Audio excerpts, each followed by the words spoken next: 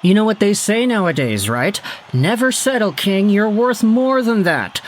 Well, it turns out when it comes to this settlement, both sides have had no choice because the Red Wings and Joe Veleno have settled on a deal, and the contract goes as follows. It's 2 years long, $2.275 million a year. Now, honestly, I'm seeing a lot of the same sentiment on different parts of social media, on Twitter, on Reddit, everywhere else, that the Joe Veleno contract, which, as we had talked about, 2 by 2.275, is just a tad high. Now, that's not to discredit the profile that Joe Veleno has, 24 years old, 6'1", 205, left-handed center, signed on now till the end of 2025-2026. This most previous season saw Joe Veleno get 28 points in 80 games played, 12 goals, 16 assists. He has been hovering in that 20-ish point production range his entire career. And honestly, while he hasn't had the most significant improvements from year to year to year, he still has been a guy noteworthy enough to be an NHL player and to have somewhat of a role in the middle to bottom six of Detroit. Obviously, this is not the career trajectory that we thought Joe Veleno would go down ever since he was the exceptional status player in the QMJHL, the very first ever to step foot into that league as a 15-year-old. Or 15-year-old? 16-year-old, I think it was. Yeah, something like that. But he was the very first one. A lot of people thought that he would have been a first overall caliber prospect in his 2015, 16-ish years. But Joe Veleno, as his career went on, we eventually found out and figured out that he wasn't really an exceptional status player because he was at the same skill level as other exceptional status talents, like the Connor McDavids, like the John Tavarises, etc., but more so because Joe Veleno was just simply ready to play higher levels of hockey when he was younger. He eventually maxed out as a 100-point guy in the QMJHL and was okay with the Grand Rapids Griffins producing points over there too, but never really found that way to break out in the NHL just yet.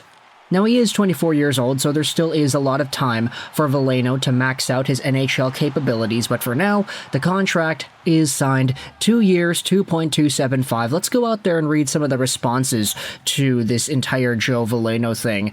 AFP Analytics went out there and said that this is a touch high for Veleno in our eyes, but it is reasonable. The Red Wings bottom six forward, who plays 4C, but who can play third line if he needs to, has his new deal.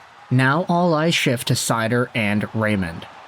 You can see via AFP their projected cap hit for Joe Veleno was $1.9 million a year over the next 2 seasons, but the actual contract that he got was $2.275. So just about, let's just say $300,000 more than what the projections had. Joe Veleno is getting that contract, and if you talk about comparable players, these are all names, blasts from the past that you could say exist here. Morgan Frost of the Flyers, Ryan Hartman of Minnesota, Sonny Milano in Anaheim, and Sven Andrighetto from the Colorado Avalanche. Yeah, what a big throwback, Sven Andrighetto. Remember him?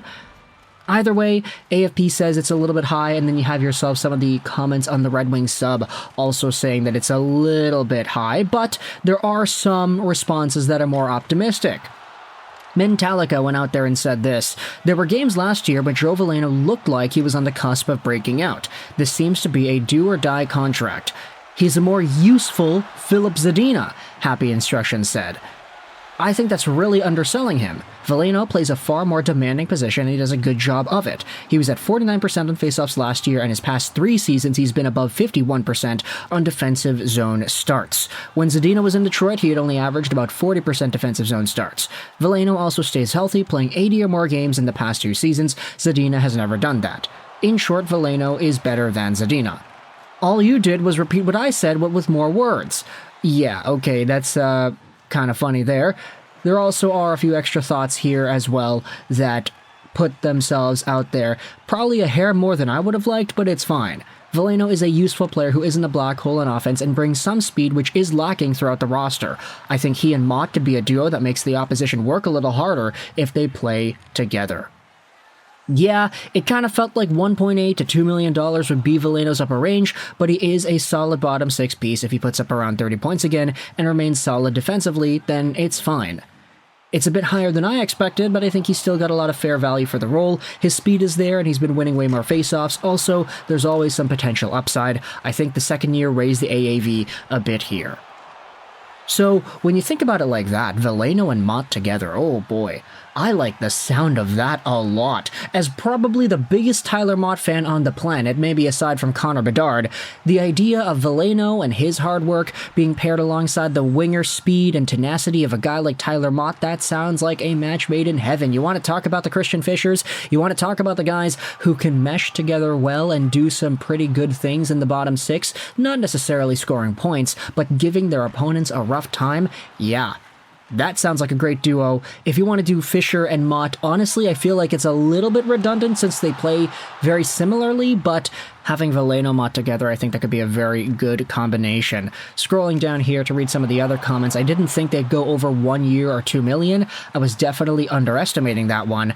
With this now, it leaves $17 million in cap space for Berggren, Raymond, and Seider. I doubt we see Raymond and Seider both get 8-year deals unless they use the buyout window or make another move now. And so when it comes to the dollar amounts here, if you think Raymond gets 1.5 to 2, that's about $16 million or less left for Mo and Raymond. We're starting to see Steve Yzerman's plan fall into place here. It doesn't really look like the Wings could get Raymond and Seider done to 8-year extensions, but as we had talked about in prior videos, this is not new. Steve Yzerman has been so adamant in signing bridge deals for all of his superstars going back to his Tampa Bay days that when you think about it, I mean, Stamkos, Hedman, Kucherov, Vasilevsky, Killorn, Palat, JT Miller, they all got bridge deals out of their ELCs. So for Steve Yzerman to exhibit that pattern in Tampa Bay, it seems like he's going to be doing the same thing here in Detroit, considering the amount of money that's left over for guys like Raymond, Seider, and Berggren. Of course, they were never going to go long-term with Jonathan Berggren, but you could debate for Seider and Raymond, that was kind of a necessity there. But either way, this seems to be the case here. Steve Yzerman is prepping up the rest of this salary cap for these 3 contracts over here, as they have just gotten the Joe Veleno deal out of the way. Let me know your thoughts in the comment section below about Detroit signing Joe Veleno to a 2-year, $2.275 million AAV. It's a little bit high, it's a little bit long, compared to what a lot of people thought Veleno would have been able to get. But either way, the contract is done, it is settled, and I want you to let me know your thoughts in the comments section below. Where do you think Joe Veleno plays in the lineup next season, and what implications does this have for his contract that he has just signed? If he gets, let's say, 30, 35 points next season, how well do you think that contract is going to pay off? Do you think it is going to pay off at all? What if he ends up getting only 20 points next season? What is the opportunity there as Veleno's career continues? Let me know your thoughts in the comment section below about Joe Veleno and the new contract that he has just signed. I hope you enjoyed this video. And bye.